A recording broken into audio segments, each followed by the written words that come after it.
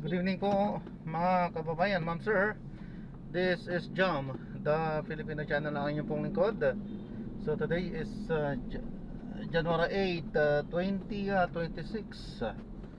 Ayan, dito naman ulit tayo sa may bandang monumento. At pauwi na naman. Hindi talaga tayo dito nag-work, hindi tayo naka-base dito. Dito lang tayo nag-entrada. I mean, dito lang tayo nag-uumpisa bago tayo umuwi. So today is January 8 nga. Ayan, sabay tayo naka-live. Diyan yan sa Facebook. At yan, naka-record yan. May naka-record. Nagre-record tayo, I mean, sa ating pinaka-dashcam. At sabay na ma-upload dyan sa ating YouTube. At sa Facebook din, sabay po yan. Dyan po sa ating page.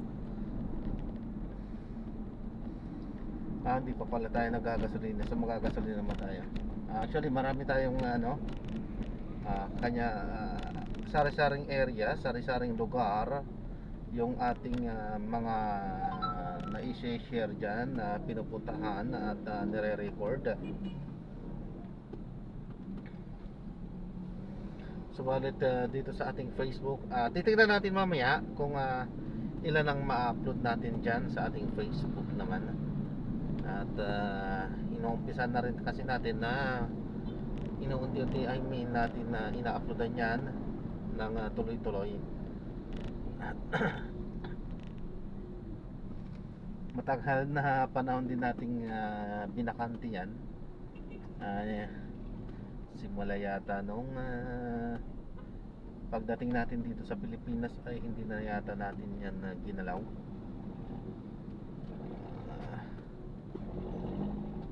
Nung nasa Saudi kasi tayo, hindi rin gaanong munlad yan. Kaya hinayaan na lang natin.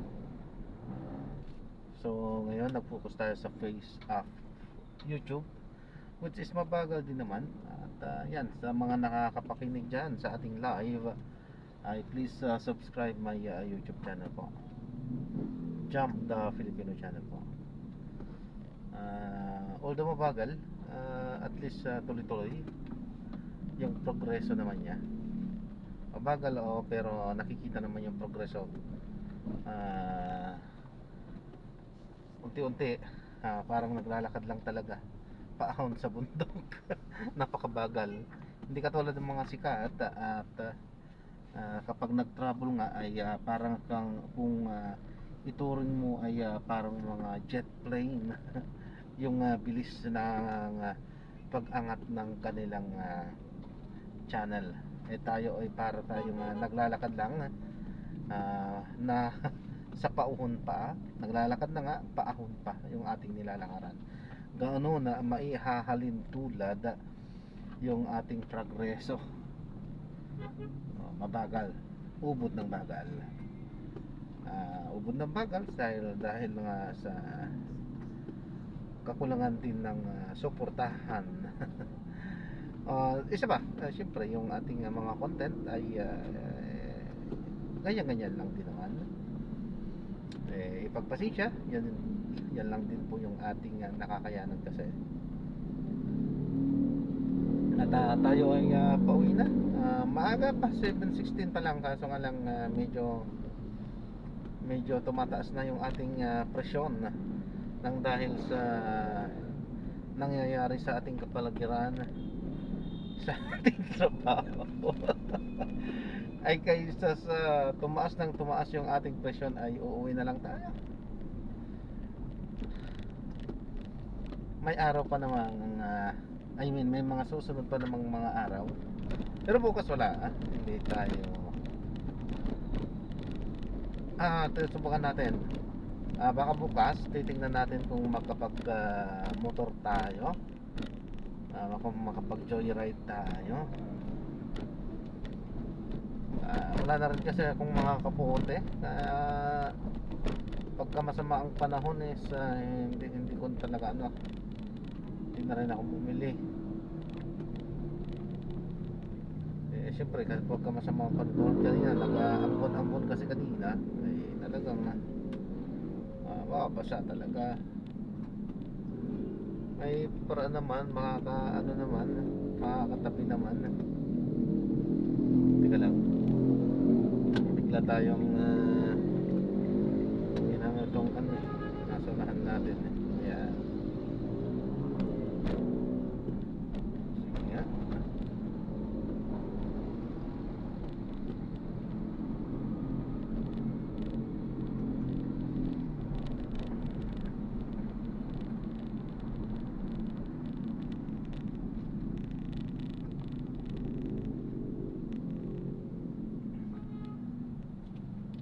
So yun nga, galing nga tayo ng monumento at as usual, dyan sa ating nakikita dyan sa ating ah, sa ating video na ma-upload din naman yan sa ating Facebook ay ang nakikita nyo po ay yung aking nakikita. Nakita nyo na yan, yung ating dinadaanan. Yan nga ay papuntang doon sa may bandang SM Karokatan po yan. Paulit-ulit lang sapagkat syempre paulit-ulit lang din ang ating buhay hanggang sa tayo ay tumanda, hanggang sa tayo ay mawala na sa ibabaw na ito, ay mundong ibabaw, ay ganun lang yung cycle ng buhay. Magkakasalina muna tayo, babalik po tayo mamaya unti po. So ayos kamote, may passenger pa naman siya, sisingit siya sa kanan. Matagal na tayong nakaliko, I mean na signal. Oh, isa din ito, sisingit siya. Ay. Ayan, so magbabalik po tayo mamaya unti po.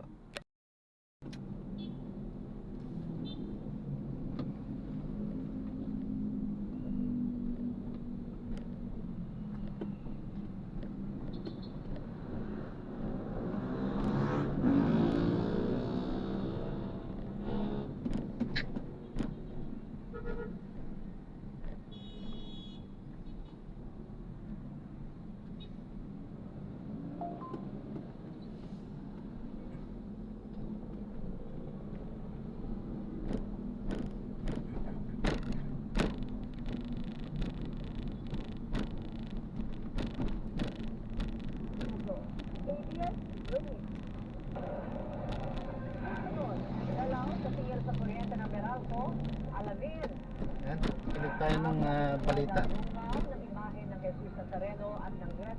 Tamang informasyon sa income tax returns ng BIR, ang may-ari ng Wawaw Builders na iniugnay sa Ghost Project sa Bulacan. Nakatulog si Chino Gaston. Reklamong tax evasion at hindi pagbigay ng tamang informasyon sa income tax returns ang isinampa ng Bureau of Internal Revenue o BIR laban sa may-ari ng Wawaw Builders na si Mark Alan Arevalo. Kaugnay ito sa 77 million pesos na halaga ng proyekto ng kumpanya sa Malolos, Bulacan noong 2024 na kabilang sa mga itinuring na umano'y Ghost Flood Control Project. Ayon sa BIR, umabot sa 48.39 million pesos ang tax efficiency ng kumpanya. And we filed some returns, declared costs for the alleged construction of the project. But since wala naman pong proyektong ginawa, so yung mga dineclare niya doon ng mga deductions, operating costs are fictitious and existent. And therefore, that is the basis why we filed a tax evasion case against him. Hindi pa raw kasama sa reklamo ang mga politikong iniuugnay sa mga umano'y Ghost Flood Control Projects sa Bulacan. Lahat po ng mga personalities na lumabas na allegedly involved sa anomalies na ito ay iniimbestigahan po ng Bureau of Internal Revenue. Sinisiguro lamang Traffic dito sa may Ayon sa BIR, ano na to, yung nababaha lagi, yung bridge na to. Hindi lamang sa Ghost Project, kundi sa mga substandard at ibang infrastructure projects na hindi na kompleto. Sinusubukan ng GMA Integrated News na makuha ang panig ni Arevalo. Nang inisan ng mga senador si Arevalo sa pagdinig ng Blue Ribbon Committee noong Setyembre, ikog ang kanyang bibig kung may kinalaman siya sa umano'y Ghost Flood Control Project. And look, my self-incrimination is the one. Ano? Can you repeat your answer? Can you repeat your answer, Mr. Arevalo? I invoke my rights of personal information, Your Honor. My God! Dahil may mga usapin po na kakasuhan yung mga contractor ng DPWH po at parte ng ulat ng Senado na magrekomenda ng paghahain ng kaso laban sa resource person, ang payo ng aking mga abogado ay huwag magsalita sa panahon na ito. It is only answerable by yes or no, Mr. Arevalo. Bine-verify pa po namin, Your Honor. Kalaunan sa mga sumunod na pagdinig, sabi ni Arevalo, sa pilitan daw ginamit ang lisensya ng kanyang kumpanya sa ilang proyekto. Kasalukuyang nakabimbing sa DOJ ang isinampang tax case ng BIR laban sa mga diskaya habang patuloy pa ang investigasyon ng BIR sa iba pang tax liabilities ng mga personalidad na iniuugnay sa flood control scandal. Para sa GMA Integrated News, Gino Gaston nakatutok, 24 oras. Extended for another week ang Metro Manila Film Fest entry na I Love You So Bad. At may good news din sa mga Pinoy abroad, sina MMFF Award double nominee, MMFF Awards nominee Bianca De Vera at Dustin Yu. Bukod sa screenings, meron pang free concert this Friday sa isang bansa na pupuntahan nila. Makichika kayo, Africa Ramdas.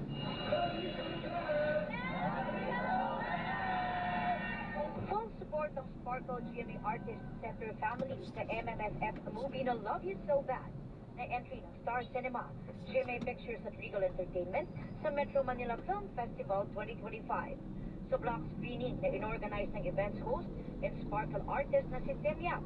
Kabilang sa dumating sina GMA Network Senior Vice President Attorney Annette Golden Valdez, Sparkle GMA Artist Center First Vice President Joy Marcelo, at iba pang Sparkle artists.